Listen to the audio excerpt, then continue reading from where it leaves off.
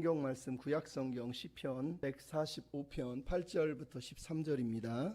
오늘은 언약과 하나님의 나라 2편, 지난주에 이어서 2편입니다. 잠깐 기도하겠습니다. 사랑하는 주님, 오늘도 우리가 말씀 앞에 섭니다. 주의 마음, 아버지의 뜻, 아버지의 나라를 구하고 또 그 나라를 위하여 사는 저희들이 다 되게 해주시옵소서. 부탁하며 예수님의 이름으로 기도하옵나이다. 아멘. 옛날에 2차 세계대전에 한 병사가 있었어요. 파일럿인데 늘 전쟁의 위험 속에서 하니까 얼마나 힘이 들겠어요. 근데 우연히 고국에서 이렇게 펜팔을 하게 됐는데 아가씨가 펜팔 대상이 된 거예요. 그래서 전쟁이 막 두렵고 막 죽음의 위기 속에서 펜팔이 날라오니 얼마나 좋겠어요, 마음이. 위로를 받으면서 그러다가 이제 펜팔에 우리 나중에 꼭 만납시다 이래서 나중에 만나기로 약속을 했어요. 그래서 그 아가씨하고 이 청년이 고향 어느 마을 역에서 만나기로 한 거예요. 만나는데 이 여자가 그랬어요. 저를 만나러 오시면 역에서 예쁜 장미 한 송이를 들고 있을 거예요. 그게 바로 저예요. 이렇게 약속을 한 거예요. 그러니까 이제 기차를 타고 그 역으로 쫙 가서 이렇게 아직 내리지 않고 기차가 서서히 쓰는데 이렇게 창밖을 보니까 장미를 들고 있는 사람이 안 보이는데 저 앞에 보니까 엄청 뚱뚱하고 얼굴도 우락부락한 여자가 장미꽃을 탁 들고 있는 거예요. 내려야 되나 말아야 되나, 이게 내가 펜팔한 사람이 맞나 고민이 너무 많이 되는 거예요. 그래서 일단은 내렸는데 갈까 말까 하다가 그래도 펜팔한 정이 있지 그러면서 탁 다가가서 아이고 안녕하세요, 제가 그 사람인데 혹시 저랑 약속하신 그분 아니세요? 그랬더니 뚱뚱한 여자가 이상하네, 아니 왜 저 여자는 나한테 장미꽃을 맡겨서 당신이 오면 이거 저쪽에 커피숍으로 오라고 전달해 달라는 거예요. 어이가 없네. 그리고 탁 주고 가는 거예요. 갔더니 그 커피숍에 너무너무 예쁜 아가씨가 자기를 기다리고 있었다는 거예요. 여러분, 이게 언약이에요. 우리가 처음 만나는 첫 모습은 내가 기대한 게 아닌 것 같아. 근데 마지막은 최고로 멋있는 거예요. 언약이에요. 그 언약의 최고의 정점이 뭐라고요? 하나님의 나라. 하나님이 우리에게 주실 최고의 선물이 하나님의 나라예요. 지금은 뭔가 힘들고 어렵고 뚱뚱한 여자를 만나는 것 같은 느낌이 들겠지만, 못생겨 보이지만 너무너무 아름다운 나라가 기다리고 있다니까요. 오늘 본문 시편 145편, 이 찬양이 바로 그 찬양이 온통 내용이 뭐예요? 하나님을 찬양하고 하나님을 노래하고 하나님을 찬양하고. 무엇을? 하나님의 나라와 하나님의 영광. 왜 시편 기자가 이렇게 찬양할까요? 자, 시편 145편은 이렇게 돼 있어요. 1절부터 7절까지는, 특별히 앞에 1절, 2절은 왕이신 하나님, 왕이신 하나님, 내가 주님을 높입니다. 왕이신 나의 하나님, 이러면서 왕이신 하나님 앞에 감격해서 찬양을 해요. 그리고 나서 3절부터 7절까지 나오는 내용이 뭐냐? 하나님이 하신 일을 선포합니다. 그리고 오늘 우리가 읽은 8절부터 9절이 언약의 하나님의 성품, 그분은 인자하시고 은혜로우시고 선하시고 긍휼하시다. 왕이신 하나님이 어떤 분이냐? 인자와 긍휼과 선과 자비가 많은 분이다라고 이렇게 고백을 하고 있어요. 그리고 나서 이어지는 찬양의 내용이 뭐예요? 성도의 사명, 그들이 세상에서 해야 될 일이 있다. 주의 나라와 주님의 영광을 알게 하고 전하고 선포하는 것이다라고 오늘 본문이 얘기를 하고 있어요. 그리고 마지막 안 읽은 14절부터 21절 내용이 뭐냐? 언약의 하나님이 인자하시고 긍휼하시고 선하신데 어떻게 선하셨는지를 이제 쭉 설명을 해요. 그게 가난한 자에게 먹을 것을 주시고 어려운 사람을 돌보시고 힘겨운 사람들을 일으키시고 구원하신다는 내용이 쭉 나와 있는 거예요. 그러니까 시편 145편의 주제가 뭐냐? 한마디로 얘기하면 왕이신 하나님의 나라의 백성의 행복과 사명에 대해서 말하는 거예요. 하나님을 왕으로 섬긴 사람이 얼마나 행복한 줄 아느냐는 거예요. 그분의 인자하심과 긍휼하심과 선하심을 맛본 사람들, 행복한 사람이라는 거예요. 근데 우리가 행복만 누리고 맛만 딱 보고 입을 씻으면 돼요? 아니에요. 먹었으면 뭐라고요? 값을 치러야죠. 음식값을 해야죠. 그게 뭐예요? 사명이에요. 사명. 하나님의 나라와 그분의 영광을 즐거워하고 증거하는 거예요. 증거하는 거. 이게 오늘 본문이 우리에게 들려주고 있는 시편 145편의 내용이에요. 시편 기자는 왜 이렇게 하나님 나라의 영광을 기뻐할까요? 그게 우리의 사명이기 때문에 그래요. 여러분, 우리가 잠깐 간단하게 지난주 거를 살펴보면서 넘어가려고 하는데, 여러분, 성경의 이야기가 뭐라고 그랬습니까? 하나님 나라의 이야기예요. 성경은 온통 하나님의 나라의 이야기로 가득 차 있단 말이에요. 성경의 주제가 그래서 하나님의 나라라는 걸 들려주고 있는 거예요. 여러분, 성경의 창세기를 보십시오. 제일 먼저 하나님이 뭐라 했습니까? 창조. 모든 걸 만드셨다는 거예요. 당신이 주권자고 당신이 아버지고 당신이 왕이다라고 하는 선언이에요. 그리고 나서 뭐랍니까? 인간에게 하나님의 형상을 만들었대요. 성경에서 하나님의 형상은 고대 근동에서는 언제나 왕의 대리자를 말하는 거예요. 그러니까 하나님은 왕이고 너는 내 부왕이고 대리자야라는 뜻이 바로 형상이라는 뜻이에요. 그러니까 하나님의 형상을 입었다는 건 하나님을 대신해서 이 땅에서 살아야 된다는 거예요. 거꾸로 돌려 얘기하면 우리 위에 왕이신 하나님이 계시다는 거예요. 그 말은 하나님이 창조한 세계는 하나님의 나라라는 뜻이고 우리는 그 나라의 부왕으로 산다는 뜻이에요. 그리고 마지막에 뭐를 해요? 안식하신단 말이에요. 안식을 7일째 하는 거예요. 7일째. 고대 근동에서 7일째 안식한다는 뜻은 임금이 왕이 자기 나라를 세우고 마지막에 성전을 다 짓고 나서 7일째가 되면 그 성전에 들어가서 왕의 보좌에 앉는 것을 안식이라고 그래요. 그러니까 하나님이 안식하셨다라는 이 말을 안식일로 정했다 이 말은 뭐냐? 내가 온 세상의 왕으로 이제 등극했다. 내가 이 땅의 왕이다라고 하는 선언이란 말이에요. 그러니까 창세기가 우리에게 들려주고 있는 첫 시작은 당연히 하나님의 나라에 대해서 그래서 얘기하는 거예요. 우리는 다른 얘기를 많이 하고 싶지만 성경은 처음부터 우리는 하나님 나라의 백성으로 살고 있다라는 거예요. 시편에 보면 하나님은 보좌에 앉아 계세요. 근데 뭐라고 되어 있어요? 여호와께서 그의 보좌를 하늘에 세우시고 왕권으로 만유를 다스리신다. 하나님은 창조하신 창세기의 내용을 이렇게 설명하는 거예요. 내가 온 만유를 왕권을 가지고 다스리는 왕이다라고 선언을 한 거예요. 근데 이사야 16장 1절은 뭐라고 그래요? 여호와께서 이와 같이 말씀하시되 하늘은 나의 보좌요 땅은 나의 발등상이라는 거예요. 무슨 얘기인지 알겠습니까? 이 지구는 하나님이 왕으로 발을 딱 얹어놓고 하늘이라고는 의자에 앉아 계신다는 거예요. 말 그대로 온 세상은 하나님이 왕으로 좌정하고 계시다라고 얘기를 하는 거예요. 그래서 이 하나님의 나라의 백성이 되는 사람은 행복한 거예요. 그래서 지난주에도 얘기했잖아요. 하나님 나라의 백성 우리가 어떻게 살아야 됩니까? 하나님의 대리자로서 하나님의 왕권을 즐거워하고 그분을 증거하는 거예요. 확장한다는 건 전한다라는 뜻이에요. 전한다는 뜻이에요. 이게 오늘 본문이 우리에게 들려주고 있는 내용이란 말이죠. 그럼 여러분 하나님의 나라가 뭐라고 그랬습니까? 하나님 나라의 가장 중요한 단어가 하나님의 통치란 말이에요. 통치. 저번에도 얘기했죠. 하나님의 나라를 우리가 죽어서 가는 곳을 말하는 거예요. 저 우주 어디 스페이스 공간을 얘기하는 게 아니라요. 하나님이 마지막에 장차 세우실 하나님의 통치가 있는 완벽한 나라를 말해요. 근데 그 나라가 장래가 아니라 이미 시작됐다. 성경에는 이미. 그래서 우리는 이미와 아직, 즉 이미 시작됐으나 아직 완성되지 않은 장차 완성될 나라에 우리가 살고 있는 거예요. 그러니까 하나님의 나라는 뭐예요? 하나님이 통치하시고 하나님의 통치를 받는 모든 삶의 자리, 삶의 영역이 하나님의 나라가 되는 거예요. 그러니까 여러분이 통치를 받는 곳마다, 하나님을 왕으로 고백하는 곳마다, 직장이든 가정이든 학교든 모든 삶의 터전이 하나님의 통치가 있다면 거기에 하나님의 나라가 이미 시작된 거예요. 그리고 마지막 날에 하나님이 장차 온전하게 그 나라를 세우시고 완성하실 거란 말이에요. 하나님이 어떻게 다스린다고요? 말씀으로 다스리세요. 언약의 백성을 세우시기 위한, 하나님이 만드셨는데 자기 백성이 필요하지 않습니까? 그래서 성경이 나는 네 하나님 될 테니 너는 내 백성이 되라 그러면서 언약 백성을 삼으시는 이야기예요. 그래서 우리가 언약 백성이 된다는 건 복받기 위해서, 잘 되기 위해서 언약 백성이 되는 게 아니라 하나님의 나라의 백성으로 하나님의 통치를 받기 위해서 언약을 맺는 거란 말이에요. 그러니까 여러분이 언약을, 나 하나님의 언약 백성이 언약 맺었어 그래놓고 하나님 언약 맺었으니까 하나님 나를 버리지 않을 거야, 난 잘 될 거야, 나는 복 받을 거야, 이렇게 생각하면은 여러분은 언약을 오해하는 거란 말이에요. 언약은 내가 하나님께 충성하겠다, 나 하나님의 언약 백성답게 살겠다라고 하는 선언이란 말이에요. 이해하셨어요? 옆 사람한테 인사하세요. 언약 백성답게 삽시다. 예.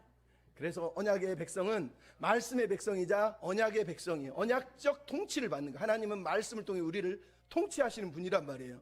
그래서 지난주에 제가 언약을 얘기하면서 무슨 얘기를 했습니까? 언약이라는 게 하나는 히브리어로는 베리티가 있는데 헬라어로는 베리티가 아니라 디아데케가 있다고 돼 있어요. 근데 이 두 개 다 강조하는 게 뭐냐? 언약의 주권자가 하나님이라는 걸 강조하는 거예요. 누가 주권자냐는 뜻이에요. 인간이 하나님과 언약을 맺자고 한 게 아니에요. 인간이 하나님 언약 맺어주세요 이게 아니라 성경은 처음부터 하나님이 내가 너와 언약을 맺을게, 너 내 백성 해줘, 내가 네 하나님 돼서 너 책임져 줄게, 이렇게 얘기를 했다는 거예요.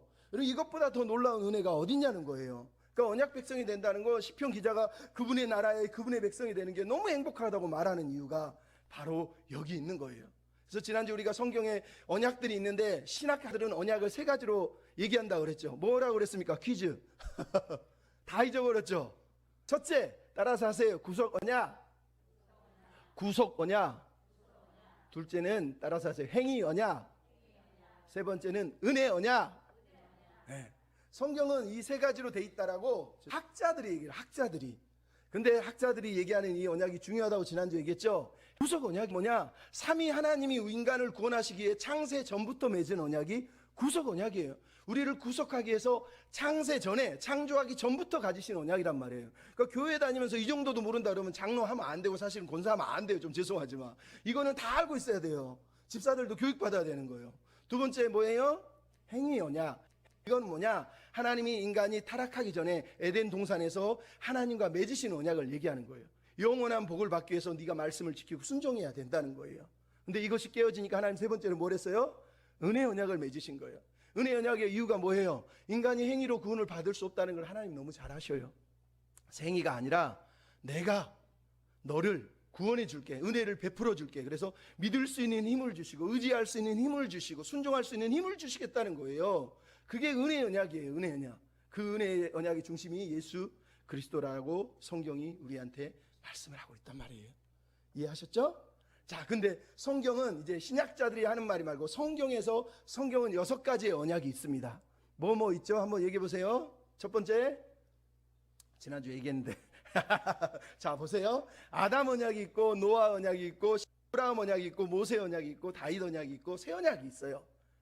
네, 요 6가지가 성경의 6대 언약이라고 그래요. 지난주에도 얘기했지만 어떤 사람은 아담과 언약을 맺은 게 어딨냐 이렇게 얘기하지만 우리가 이미 살펴봤지만 호세아서라든가 예레미야서를 보면 이미 하나님은 창조 때에 언약을 맺었다라는 걸 우리가 알 수 있어요. 그래서 개혁주의 신학자들은 아담 언약을 믿고 얘기를 하는 거예요. 그러니까 우리는 아담 언약부터 시작해서 아담, 노아, 아브라함, 모세, 다윗, 새 언약. 그래서 성취는 그리스도가 하는 걸로 믿고 있는 거예요. 근데 여러분 성경을 이렇게 큰 틀에서 보니까 성경이 너무 쉽지 않아요? 구약 성경이 이렇게 긴데 이 긴 성경이 맨 앞에 아담, 그 다음에 노아, 그 다음에 아브라함, 그 다음에 모세, 그 다음에 다윗, 그 다음에 예레미야의 새 언약, 그리고 예수 그리스도까지 쭉 이어지잖아요. 그러니까 언약만 이해해도 여러분 성경을 다 사실은 이해하는 거예요. 근데 여러분 이 언약 선약을 이해를 못하는 사람들이 있어요. 그 사람들 누구냐? 세대주의라 그래요. 세대주의자라고 하는 사람들이 있어요. 그게 뭐냐? 성경은 7세대로 나눠져 있다고 믿는 사람이에요. 여기도 보면 나오지만 첫 번째 세대는 무죄, 그 다음에 양심, 그 다음엔 정부, 그 다음에 약속의 세대, 그 다음엔 율법, 그 다음에 은혜, 그 다음에 왕국 세대, 이렇게 믿는 사람들이 있어요. 근데 개혁신학을 믿는 이 장로교 안에도 이 세대주의를 믿고 가르치는 사람들이 있단 말이에요. 이게 심각한 거예요. 근데 이 사람들이 무척 비성경적인 이유가 뭐냐면 이 사람들이 가르치는 내용이 대부분이 문자적이라는 거예요. 문자적이라는 게 무슨 얘기냐? 성경에 써진 그대로 모든 게 다 일어난다는 거예요. 예를 들어서 계시록에 황충이 나타나잖아요. 그러면 마지막 때 진짜 황충이 나타난다고 믿는 사람들이에요. 7년 대환란이 써 있으니까 7년 대환란이 있다고 진짜로 믿는 사람들이에요. 그러니까 이 사람들은 모든 성경을 그 성경이 가진 문법을 무시하고 상징을 무시해버리고 그냥 문자로 읽어요. 또 하나는 지시적이에요. 지시적이라는 말이 뭔 말이냐? 근데 어떤 글자가 써 있으면 그 글자는 무조건 어떤 대상을 가르치고 그 대상을 통해서 이루어질 거라고 믿는 거예요. 아까도 얘기했지만 예를 들어 이사야 2편에 보면 뭐죠? 이런 말이나 오라 우리가 말이래 여호와의 산에 오르자, 여호와의 산에서 하나님의 말씀을 배우자, 이렇게 얘기해요. 근데 이 사람들은 여호와의 산이 어디냐? 예루살렘이라고 믿어요. 그래서 마지막 날에 예루살렘이 회복되고 예루살렘의 성전이 세워지고 강남산에 예수님이 임재할 거라고 믿는 사람들이에요. 이 사람들은 진짜로 그걸 믿어요. 그래서 마지막 날에 예수님이 예루살렘에 임해서 그거가 거기서 일어난다고 믿는 거예요. 근데 죄송하지만 이런 문자적이고 지시적인 해석은 성경적인 해석, 기억주의 신학자들은 믿지도 않아요. 우리는 그렇게 믿지도 않는 해석을 하는 거예요. 근데 여러분 계시록 강의하는 사람들 보면 막 이렇게 가르치는 사람들이 있고 그것도 막 믿고 따라가는 사람이 있는데 여러분 그렇게 믿으시면 안 되고 잘못된 거예요. 그러니까 성경을 그렇게 해석하면 안 된단 말이에요. 그리고 이 사람들이 제일 문제가 뭐냐? 신구약 성경의 불연속성을 강조해요. 무슨 얘기냐? 구약은 율법이고 신약은 은혜야. 그러니까 구약은 읽을 필요도 없고 신약만 믿어야 돼. 이렇게 믿는 사람이라는 거예요. 이게 옛날 이단 말시온이라고 하는 이단이 가르친 내용이에요. 근데 여러분 기독교는 특히 개신교는 신구약 성경을 모두 하나님의 유일하신 말씀으로 믿는 거예요. 이해하셨어요? 이거를 던져버리면 여러분은 성경을 잘못 믿고 신앙을 잘못 믿는 거란 말이에요. 그러니까 이 사람들이 강조하는 건 믿지도 말고 따르지도 마세요. 늘 말씀드리지만 우리는 우리 선배들과 우리 전통을 통해서 배워온 것들을 믿고 의지하는 거예요. 자, 지난주에 얘기했죠? 개혁주의 신학자들이 믿는 성경 해석은 뭐냐? 계시의 점진적인 발전이에요. 즉 계시가 아까도 얘기했죠. 처음에는 뚱뚱한 여자인지 알고 봤는데 그 다음에 보니까 더 이쁜 여자가 뒤에 있는 거예요. 앞에서 볼 때는 희미하고 이상해 보였는데 나중에 보니까 더 분명한 게 보이잖아요. 그게 점진적으로 드러난다라고 얘기할 때 그거를 점진적 계시의 발전사라는 거예요. 그래서 제가 얘기했잖아요. 아담 언약 때 수레바퀴가 한 바퀴 돌아가고 노아 때 가면 좀 더 앞으로 돌아가고 아브라함 때 가면 좀 더 앞으로 가고 이렇게 앞으로 갈 때마다 조금 더 계시의 내용이 분명해지는 거를 언약 계시의 발전사 이렇게 우리가 읽어요. 그래서 여러분 이 말은 어려운 말이어도 알고 있어야 돼. 따라서 해보세요. 언약 계시의 발전사. 한 번 더. 언약 계시의 점진적 발전사. 점진적이라는 게 중요한 거예요. 점진적이라는 말을 이해를 못하니까 세대주의자들은 다 이거를 7세대로 분리를 해서 이 7세대마다 하나님이 구원의 방식도 틀리고 계시의 방식도 틀리다고 말하는 거예요. 근데 우리는 그렇게 안 믿어요. 모든 성경이 하나님의 은혜의 언약과 계시 안에서 하나 됐다고 얘기하는 게 개혁주의 신학이란 말이에요. 그래서 그거를 여러분이 잊어버리면 안 돼요. 그래서 계시의 점진적 발전이라는 게 뭐냐? 다중적이에요. 즉 하나님의 언약 예언이 다중적으로 이루어지는 거예요. 아담의 후손이 태어날 거예요. 아담의 후손이 누구예요? 우리는 예수님이라고 알아요. 근데 예수님이 오기 전에 아담의 후손이 누가 나와요? 계속 이어지잖아요. 과 아벨 이후에 셋이 나오고 그 다음에 노아의 후손이 나오고 그 다음에 아브라함이 이어지고 그 자손들이 계속 이어진단 말이에요. 그거를 다중적이라고 그러는 거예요. 그러니까 언약이 부분적으로 여기저기서 이루어지는데 마지막에 하면 그 모든 게 다 통합돼서 한 사람에게 집중이 돼요. 그게 바로 예수 그리스도란 말이에요. 그래서 종말론에 가면 마지막에 예수 그리스도 안에서 다중적이고 부분적인 성취들이 통합적으로 다 성취되는 걸 종말론적 성취다 얘기하는 거예요. 우리는 이 성경을 믿는 거예요. 자, 이걸 여러분이 이해하시켜서 오늘 쉽게 설명하고 마치려고 하는데 영화 중에 나랏말씀이라고 하는 영화가 있었어요. 이게 한글 창제의 기원을 설명하다가 신미대사라고 하는 이 스님이 한글을 창제했다 이래가지고 나라에서 난리가 나서 이 영화가 개봉을 했다가 나중에 흥행도 못하고 내려야 했어요. 왜? 세종대왕을 우리나라는 건드리면 안 되는데 세종대왕을 건드렸다는 거거든요. 근데 중요한 건 그게 중요한 게 아니고 이 영화에서 아주 재밌는 대사가 나오는데 요 세종대왕 앞에 있는 이 대사가 하는 말 중에 이런 대사가 있어요. 복숭아 씨가 하나인 건 분명합니다. 하지만 그 복숭아 씨 안에 얼마나 많은 복숭아가 있는지 우리는 아무도 모릅니다. 여러분 이해하셨어요? 우리가 보는 복숭아 씨는 하나지만 그 복숭아를 땅에 심었을 때 얼마나 많은 복숭아가 열리는지를 보라는 거예요. 성경 신학자들은 이걸 이렇게 얘기했어요. 도토리, 하나님이 처음 아담 언약을 맺을 때 모습은 도토리예요. 하지만 도토리가 크면 어떻게 돼요? 참나무가 되는 거예요. 그러니까 우리는 도토리에서 참나무까지 변하는 과정, 그거를 언약 계시의 점진적 발전사다라고 이렇게 이해하는 거예요. 이걸 좀 더 쉽게 설명할게요. 자, 우리가 문을 엽니다. 문을 열면 처음에 뭐 어떤 문을 열겠어요? 아담의 문을 열겠죠. 언약을 열고 나면 또 뭐가 있어요? 또 문이 있네. 그 문을 또 열었더니 이번에는 누가 나와요? 아브라함이 나와요. 그러니까 성경이 우리에게 들려주는 건 문을 열 때마다 그 다음에 문이 있고 문이 있고 문이 있어. 마지막에 하나님 나라라고 엄청나게 큰 나라가 결국은 이 문들을 통해서 다 이어져 있는데 조금씩 더 불명하게 커져서 보이게 된다. 이 얘기를 우리한테 하는 거예요. 그러니까 성경을 우리는 이렇게 읽는 거예요. 이렇게. 이해하셨어요? 자, 그러면 여기 보면 이게 로키 산맥이에요. 로키 산맥. 우리가 로키 산맥을 보면 산이 하나밖에 없잖아요. 그죠? 근데 로키 산맥을 옆에서 보면 어떻게 될까요? 산맥들이 하나, 둘, 셋, 넷, 다섯, 여섯. 뒤로 가면 산맥이 계속 있는 거예요. 앞에서 볼 때는 분명히 하나 있는데 옆으로 보니까 뭐예요? 6개 이상이 있단 말이에요. 예를 든 거예요. 예. 우리가 성경을 읽을 때 처음에 맨 먼저 보이는 산이 뭐예요? 아담이라고 하는 언약. 아담 언약에 산이 있는 거예요. 근데 그 아담 언약 산을 뚫어지게 쳐다보니까 그 뒤에 뭐가 있어요? 더 큰 산이 있단 말이에요. 그 큰 산이 뭐예요? 예수 그리스도란 말이에요. 그러니까 아담은 그 뒤에 있는 예수 그리스도를 이어주는 첫 번째 산맥일 뿐이에요. 근데 제가 말했죠. 아담하고 예수 그리스도만 있어요? 그 사이에 산맥들이 6개나 있는 거예요. 그걸 설명하는 거. 자, 다시 봅시다. 첫 번째 누가 있어요? 아담이 있단 말이에요. 그 산 뒤에 보니까 아까는 예수님이 있었잖아요. 예수 그리스도가 거기 계시잖아요. 근데 그 중간에 보니까 산맥을 넘어가니까 노아가 있네. 노아를 넘어가니까 아브라함이 있네. 아브라함을 넘어가니까 모세가 있고, 모세를 넘어가니까 다윗, 다윗을 넘어가니까 새 언약. 그러니까 우리가 예수 그리스도를 아담에서 예수 그리스도를 볼 때는 딱 한 명밖에 안 보였지만 실제로 옆으로 보니까 그 중간중간에 5개나 중간에 산맥이 있다는 거예요. 우리가 이 산맥들을 넘으면서 성경을 배워가는 거예요. 넘을 때마다 더 큰 세상이 보이는 거예요. 아담 언약 넘었을 때보다 노아 언약을 넘었을 때 더 크게 보이고 더 크게 보이는 거, 이걸 얘기하는 거예요. 자, 그러면 언약에서 아담 언약에 제일 중요한 게 뭐예요? 여자의 후손 메시아잖아요. 그죠? 여자의 후손 메시아예요. 근데 노아 언약에 가면 뭐가 나와요? 안식, 노아 이름이 안식이죠. 세상에 안식을 줄 자, 그 후손이 뭘 할지, 그리고 세상을 보존하기 위해서 무지개 언약을 세워서 세상을 하나님이 멸하지 않고 구원받게 하시려고 하는 언약이 있다는 걸 우리가 보게 돼요. 그죠? 아브라함에 가면 이번에 무슨 일이 벌어져요? 아브라함에게 다시 하나님이 너의 씨를 통해서 모든 민족이 복을 받게 할 거야 라고 하면서 그 씨를 통해서 세상이 복을 받을 거라는 걸 얘기해요. 그러니까 처음에 후손에 대해서 메시아는 우리를 구원한 자로 얘기했는데 나중에 보니까 이제는 모든 민족까지 넘어가고 있어요. 근데 모든 민족에 넘어가려면 모세에서 뭐가 나와요? 이제는 그들이 율법 하나님 말씀을 배우고 이스라엘이 제사장 나라가 돼서 온 세상을 섬길 때 세상이 복을 받는다 그러면서 좀 더 내용이 구체적으로 나오고 있어요. 그리고 다윗한테 넘어가면 이제 뭐가 나와요? 근데 메시아의 나라, 네 아들을 통해서 영원히 무너지지 않는 나라를 세워줄게. 그 나라가 누구예요? 솔로몬의 나라가 아니라 예수 그리스도의 나라, 하나님의 나라란 말이에요.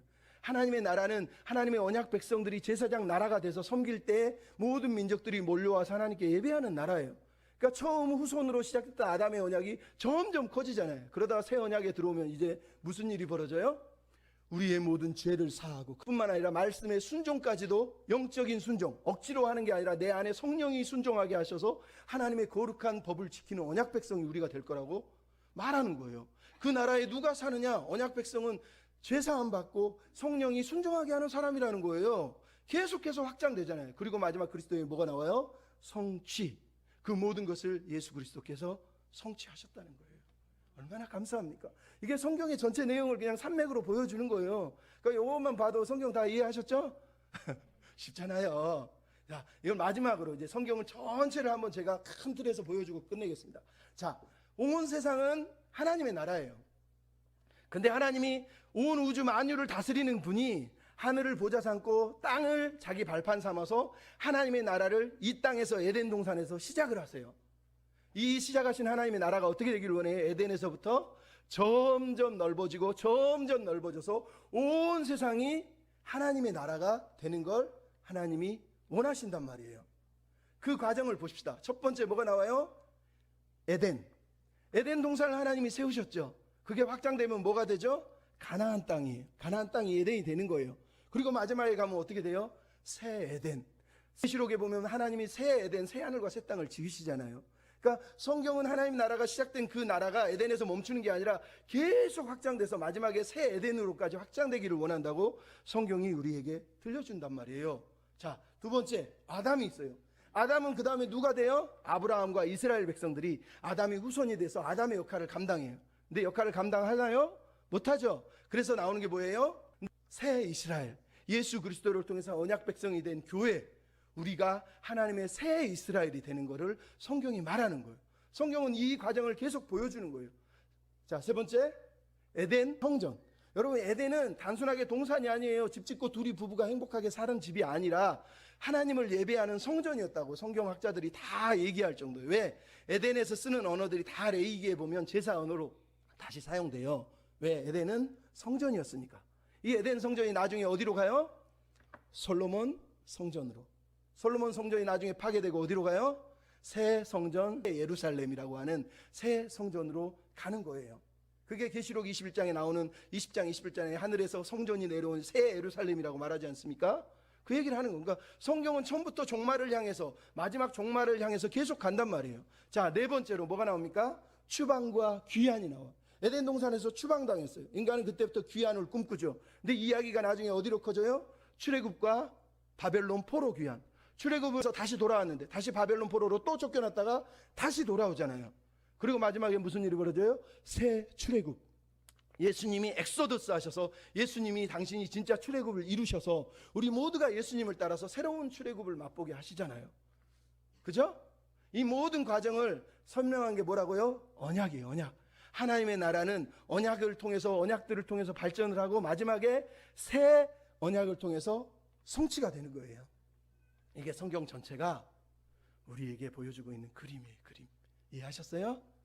하나님이 하나님의 나라를 세우기 위해서 성경을 통해서 얼마나 뜨겁게 우리에게 말씀하고 계시는지를 정확하게 보여주고 있잖아요. 그러니까 이런 시각을 가지고 성경을 이해하고 성경을 보면 성경이 사실 어려운 게 아니에요. 자꾸 성경을 보면서 복 받는 법, 기도 응답 받는 법 이런 거 보지 마시고 하나님이 뭘 원하시지? 하나님은 어떤 꿈을 가지고 계시지? 이런 거를 좀 고민하며 살리니까요. 아셨어요? 옛날에 여러분 철로 역정이라고 하는 존 버년이 쓴 책이 있어요. 근데 철로 역정에 보면 기독도라고 하는 크리스찬 한 명이 나와요.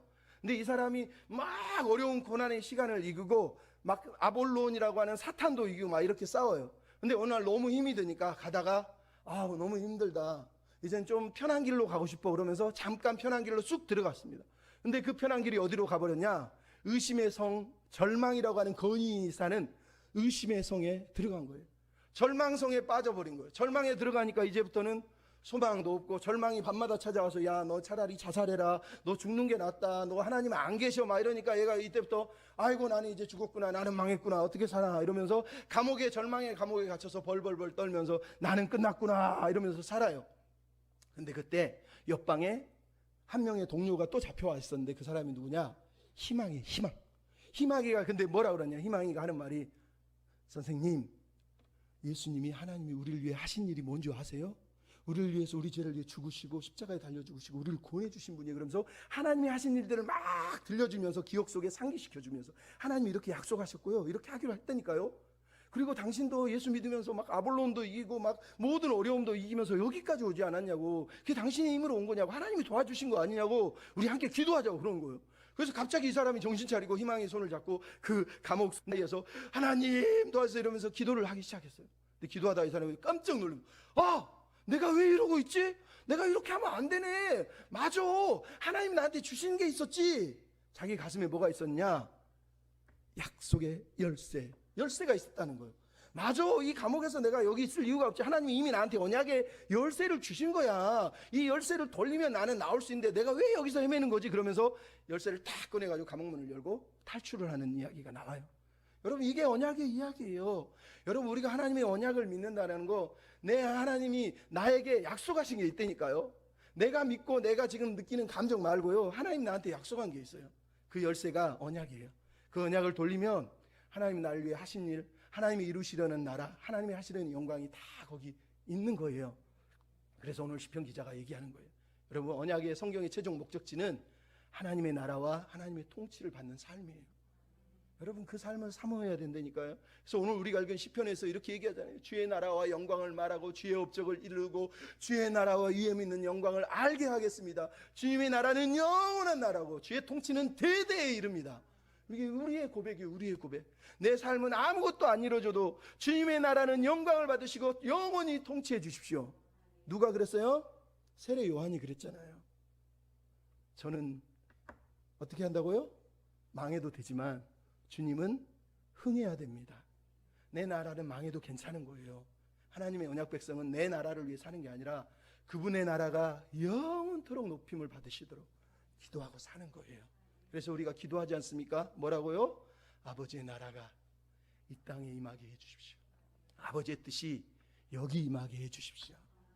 여러분, 그런 믿음의 기도 드리면서 살아내시기 바랍니다. 여러분, 우리가 사는 이 삶은 또 지나가요. 오늘도 내일이면 또 지나가고 내일이면 모레 또 지나가고 다 지나가요. 남는 건 뭐가 있어요? 하나님의 나라, 하나님의 사랑, 하나님의 은혜, 하나님의 통치받은 그 감격밖에 남는 게 없는 사람이 돼야 되는 거예요. 여러분, 믿으십니까? 우리 시간 같이 찬양하면서 주님, 모든 것이 다 지나가지만 주의 은혜와 사랑은 남고 그 사랑을 붙들고 살겠습니다, 이런 마음으로 찬양합시다. 우리 겨울을 보내면서 눈몰아치는 겨울도 지나가리라, 어둠의 긴 터널도 지나가리라, 절망이 힘든 세월도 지나가리라, 바람처럼 지나가. 내 앞에 모든 상황도 지나가리라, 지금의 고통도 지나가리라, 견디기 힘든 시련도 지나가리라. 모두 고난이 와도 남는 게 있습니다. 고난이 아픔을 줘도 남는 게, 슬픔이 눈물을 줘도, 슬픔이 눈물을 줘도 남는 게, 실패가 낙심을 줘도, 실패가 낙심을 줘도 남는 게, 내 삶 속에 남는 게, 모든 것이 지난 후에, 모든 것이 지나간 후 남는 하나님이 베푸신 은혜가, 하나님이 베푸신 은혜가, 모든 것이 지나간 후, 모든 것이 지나간 후 남는 게 있다. 하나님의 사랑이, 하나님이 한 번 더, 모든 것이 지나간 후 남는 게 있다. 모든 것이 지나간 후 남는 게, 하나님의 은혜가 있다. 하나님의 은혜가 있다. 모든 것이 지나간 후 남는 게 있다. 하나님의 사랑이 있다. 하나님의 은혜가 있다. 하나님의 은혜가 있다. 하나님의 나라가 있다. 하나님의 나라가 있다.